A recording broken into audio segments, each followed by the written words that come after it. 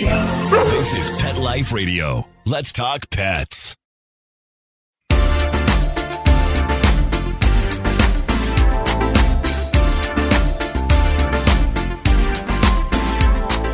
Rappaport to the rescue with award-winning animal advocate Jill Rappaport.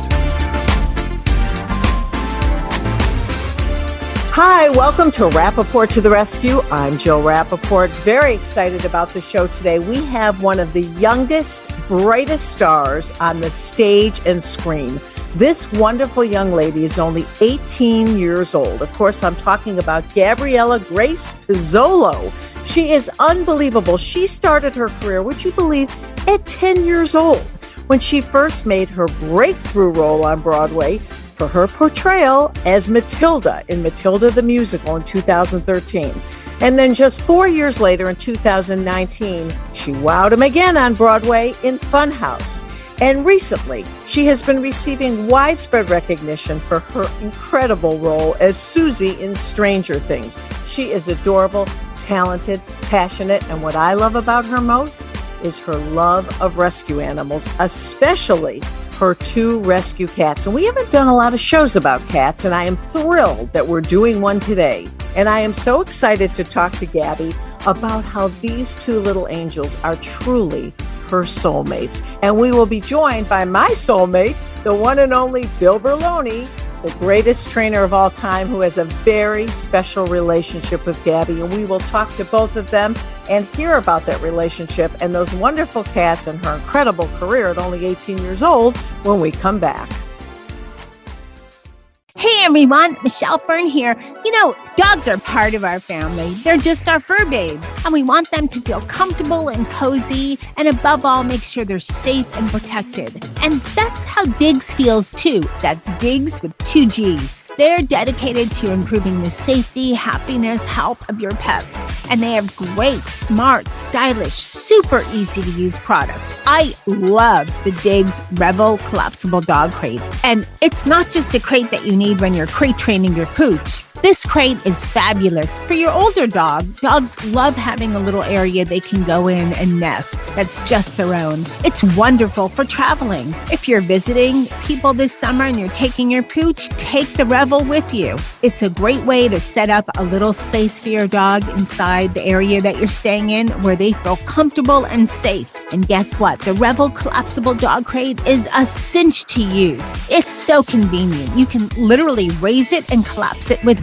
one hand. Very easy to clean and no injuries to paws or jaws. And if you're traveling in the air this summer, make sure you check out Diggs 5-star passenger travel carrier. It's small enough to fit right under your airline seat and plenty of space for your pooch. Make your pets more comfortable with Diggs' wonderful products. And for a limited time, you'll get 15% off your entire Diggs order. You just have to go to my special URL, diggs.pet/petlife. That's diggs.pet/petlife to get 15% off. Let's Talk Pets on PetLifeRadio.com.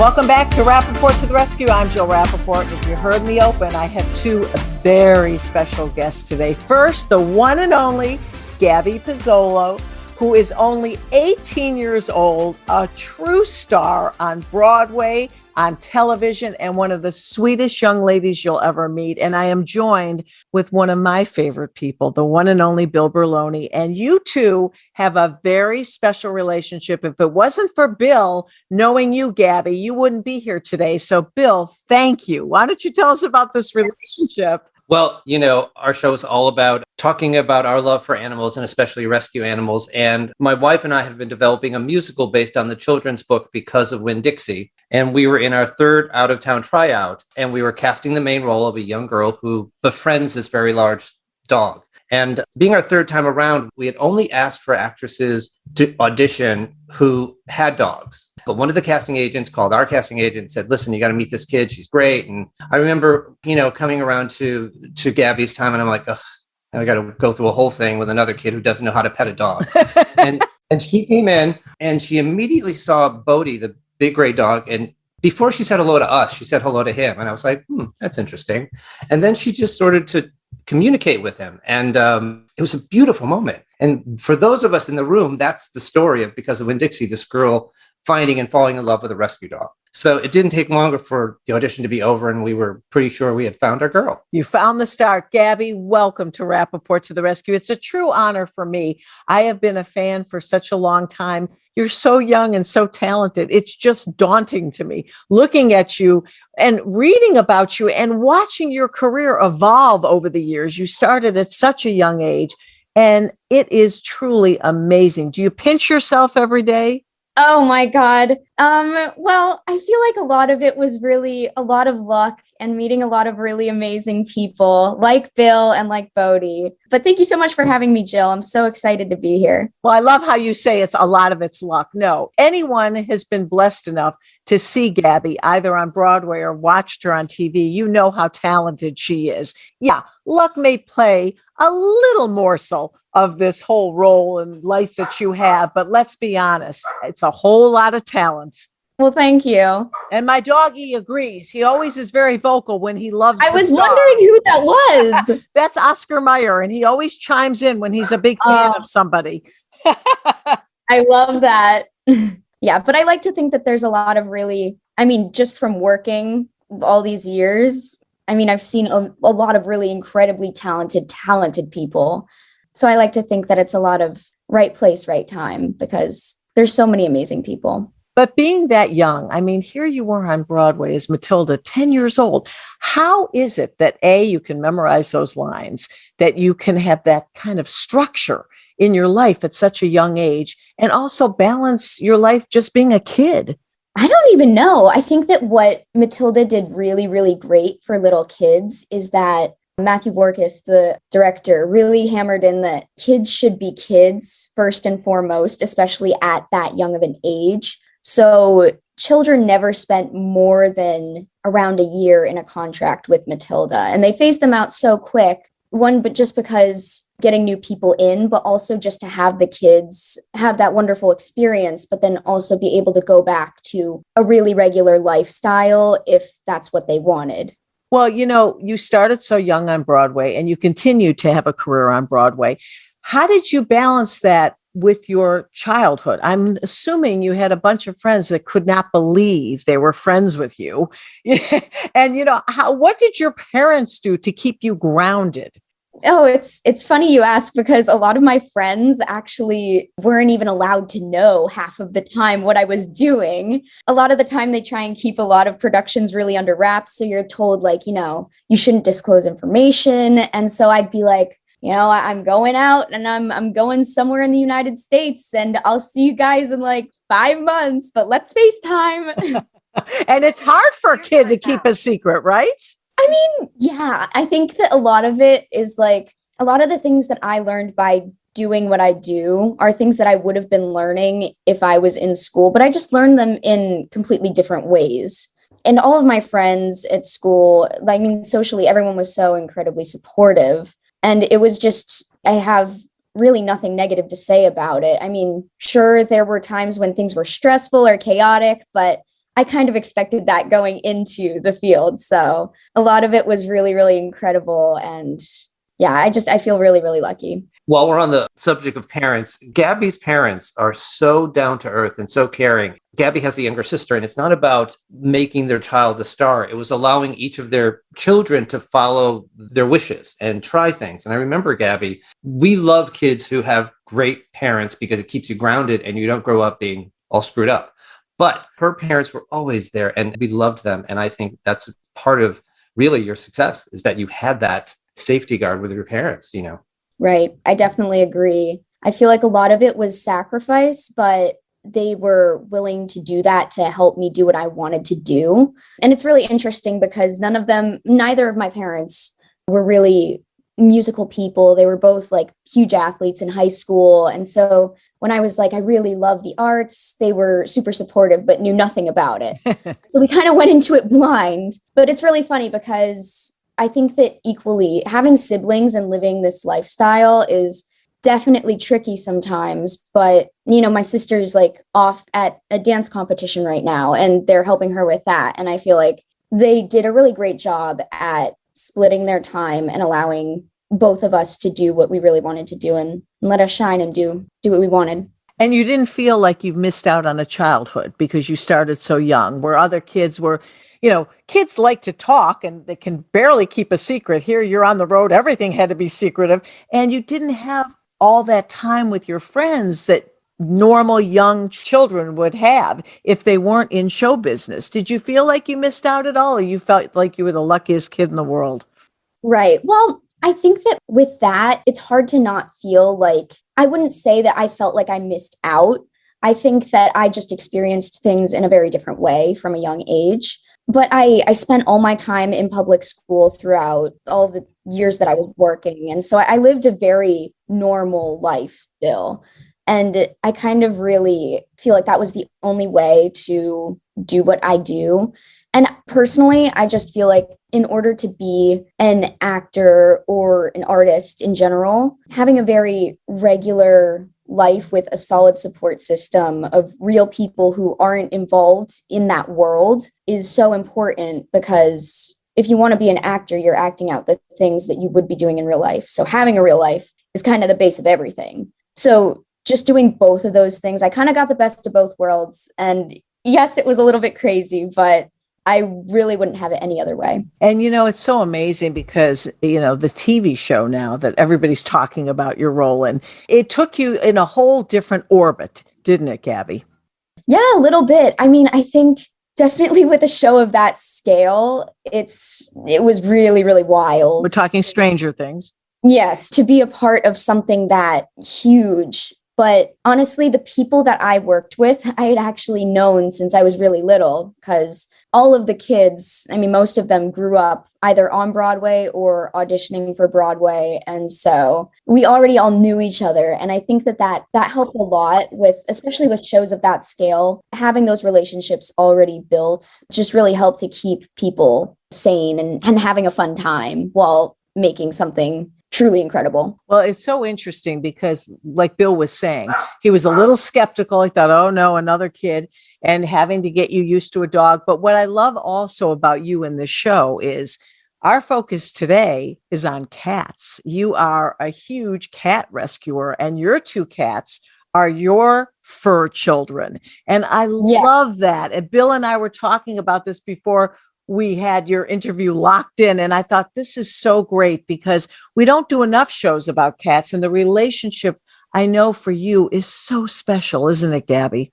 It really is. And I feel like I've always loved animals. I've really never been more of a cat person or a dog person. And I know there's like a huge debate about that, but I just felt like with my lifestyle and the way that my family lived, I learned, especially from Bill, that dogs, it's like a real relationship where you feed off of each other and you need each other. And that constant affection is something that needs to be met. And I felt like if we're going between cats and dogs, our cats luckily are super independent and we love them so, so much. But it felt unfair to live a lifestyle where we were constantly away and working and not able to, and basically neglecting that type of relationship. But with our cats, we got them when I was really little, and we realized that they were so independent. They were so smart. They literally would outsmart us all the time. And they took care of each other and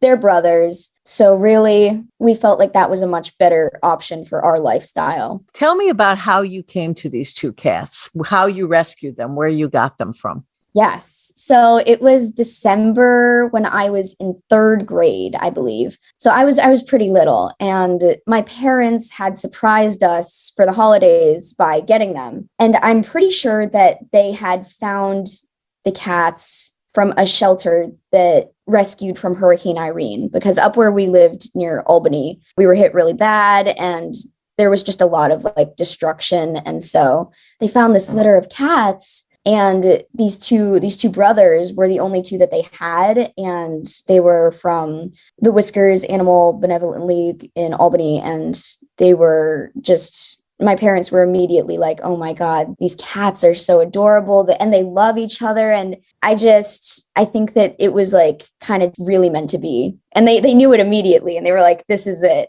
And then I got them home and Jillie's my sister. We were so excited. We were just two little kids who had always wanted a pet. We never had pets before. And then we have not one, but two. And we were like, oh my gosh, this is so amazing. We didn't even need anything for the rest of the year. We were like, no presents for any other holiday. This is good enough. Oh, I bet your parents love that. Oh, they really did. Yeah. But, Bill was talking about you and your relationship. Bill, at that age, it just sounds so perfect. And it's really amazing that at that age, Gabby and her sister, they were able to bond and connect and really take care of cats that are independent. What does that tell you about her and also these cats? It tells me more about her parents, in terms of what we always talk about, Jill, is like finding the right home for a pet. And obviously her parents recognized this lifestyle wasn't good for a dog. What can we do to help our children learn about and love animals? Let's get some cats. And they got them at the right time. Obviously, you guys were a little older. You weren't like, 5 and 6. And you understood that they were rescued and they came from a hurricane and they needed a home and they loved each other. All those wonderful values that animals teach us, and we get to share with. So yeah, again, the perfect way to introduce children to the love of animals when they're ready to understand it. And, Bill, so much of it is about taking care of each other. Gabby, the way she describes a relationship, it really is who rescued who. But what I love is that cats are really in a dire situation. We've talked about this, and Bill, you're at the shelter all the time. I mean, isn't it like 10 cats to every one dog? It's like unbelievable how many cats are out there needing a home. Yeah, I mean, again, people can be so irresponsible and not spay and neuter their cats. Unlike dogs, I think we're a little more conscious of that and them possibly becoming impregnated. But people think, oh, I'm going to let my cat out, and it goes outside for the day. And the next, a few months later, there's kittens living under the porch or something or in the alley. So, yeah, it's all about our message, Jill. It's about being responsible if you own any pet so that they don't continue to multiply and make the problem worse.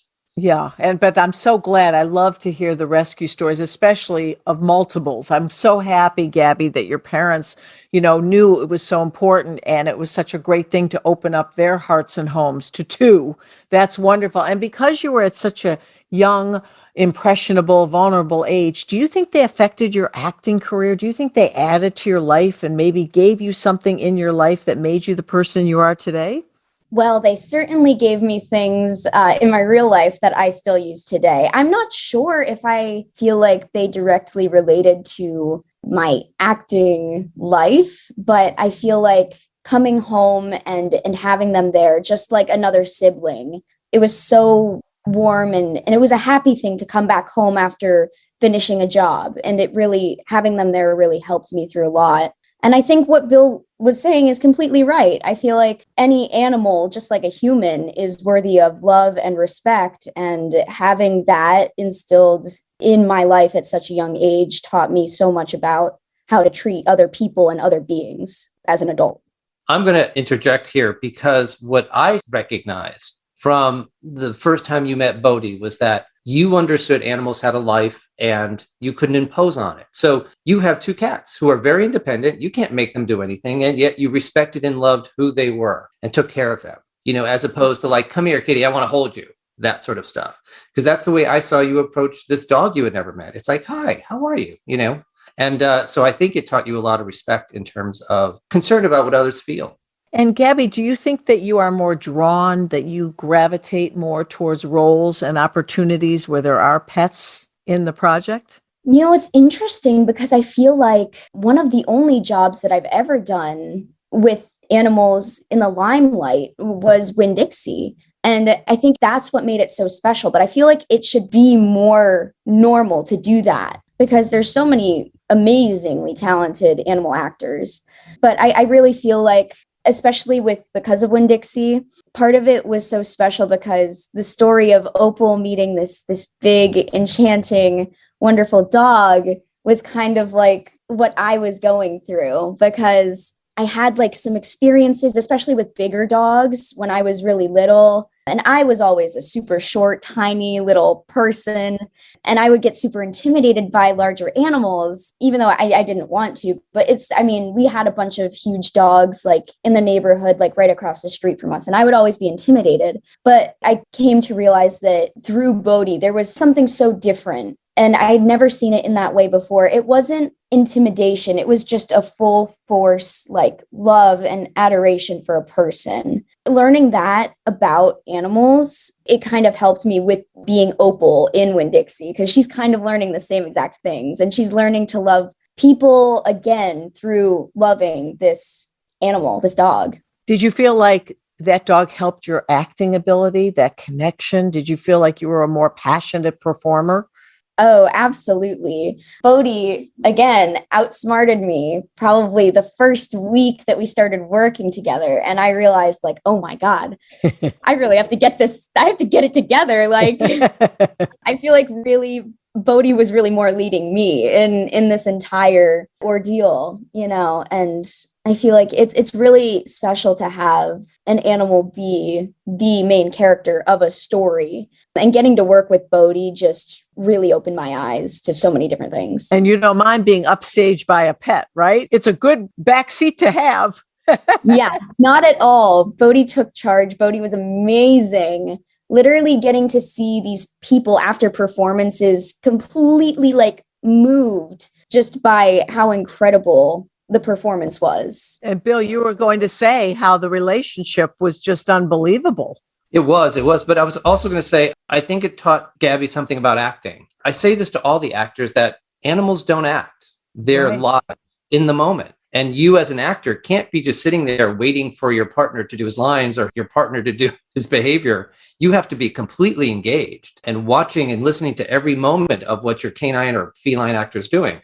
And that's a really good skill for actors to have, to be able to listen, as opposed to just standing there waiting for when's my line coming up. So watching, when Gabby learned that, it was a dance. It was a beautiful dance, because some nights he'd be off, some nights she'd be off, and yet she'd make it all work out for the audience. Unbelievable. And Bill, that experience, I'm sure it kind of jaded you going forward. With young actors, you thought, wow, I need Gabby Pizzolo, right? I know.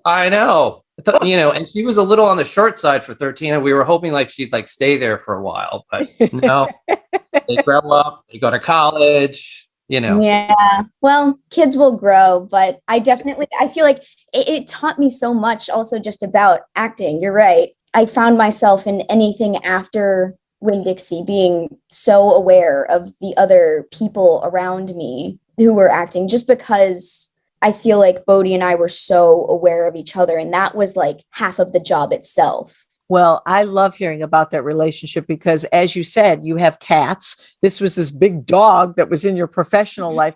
And obviously, you're a huge animal lover. How is that going to affect your life going forward? Are you maybe one day planning on getting a dog, or just hang with the cats for a while, or whatever comes your way, you're going to be happy with? Absolutely. I feel like whatever comes my way, I will be happy with. I feel like it's not so much about an animal for me, but just who really needs it? Who do I connect with? And I do feel like hopefully one day when it is just me and not my parents and my sister, I will have time to have a dog and have that full force love and connection, no matter where my life takes me. But I definitely, no matter what, know that in my life, animals will be a part of it. And rescue animals. The idea, yes, absolutely. You're such a great role model because, here you're 18, but you've been having these animals in your life since you were very young. And you knew back then, because your parents instilled this value in you, the importance of opening up your home, your heart to an animal in need. That is such a key message to educate all of your fans and your friends, by watching you. Hopefully you inspire them and their families to do it. Right. Well, I always encourage everybody to go rescue no matter what. But I feel like part of it is just incredibly therapeutic to take some animal that really, truly needs it and have that connection. And it really, I felt like for me with Bodhi, it may have helped him, but I felt like it helped me so much more. And he will never understand how much. I have to add, and Gabby even learned more of a lesson about animal love. We then did Winn-Dixie 2 years later. another out-of-town tryout as our pre-Broadway tryout up in Connecticut, and Gabby came to see the show. And afterwards, you came to see him, and he remembered you. Yeah, I was a little bit nervous. And going in, I knew that obviously it's sad for any kid to see something happen that they grew out of, and knowing that they were a part of that. But I feel like it was so special because after Bodhi came out, and it was like no time had even passed. And I feel like it's a really special message about what relationships mean, because you can meet actors who do another production and it's like you were never even there. But knowing that it was still very instilled in Bodhi made it easier for me to watch it all be done and see it all come together even more spectacularly. And Bill, I'm so choked up to just see how emotional you are, that this story and this relationship years later literally brought tears to your eyes just now, just thinking about the bond that Gabby and this dog had and the indelible mark they left on each other. This is just such a beautiful story, isn't it, Bill, for you and your wife?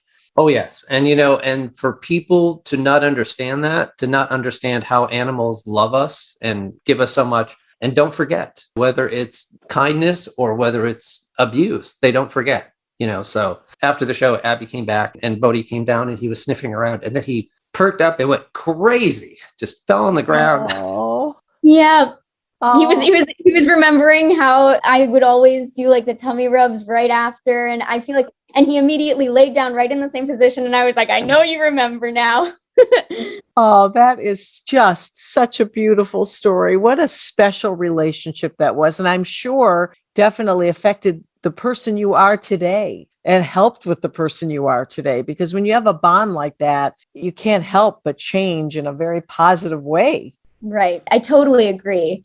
I feel like with people, as you get older, you come to learn that like sometimes the way that they love each other can be so incredible. And sometimes it can be really, really cruel. But with animals, it never is negative. I don't think there's any instance in which it is negative. It is every positive aspect of a good relationship that you have.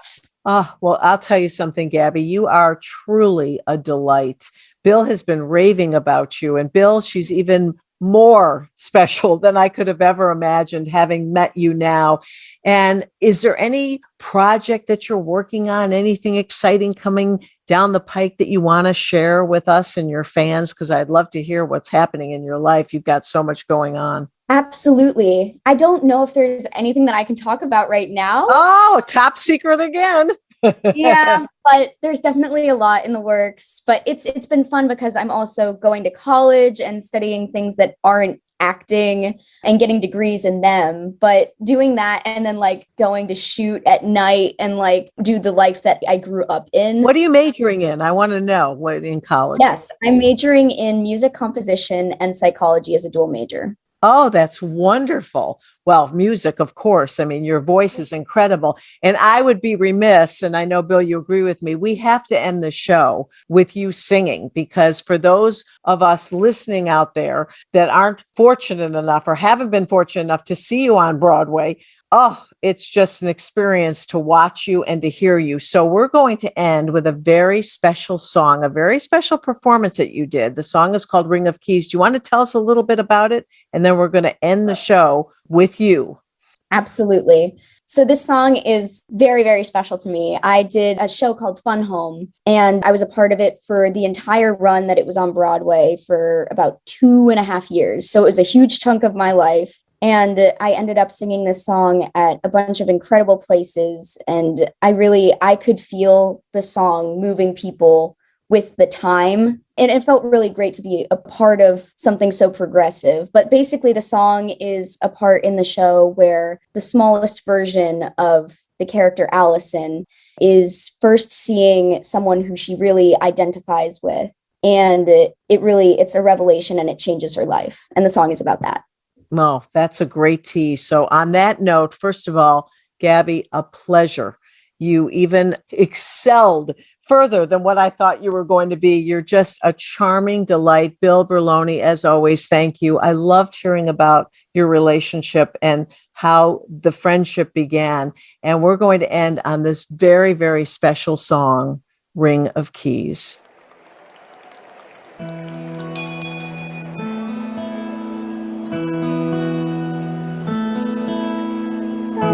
just came in the door, like no one I ever saw before.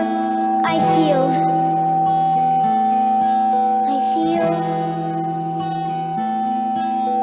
I don't know where you came from.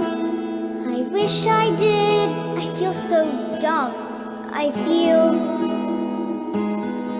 your swagger and your bearing and the just right clothes you're wearing, your short hair and your dungarees and your lace-up boots and your keys. Oh, your ring of keys.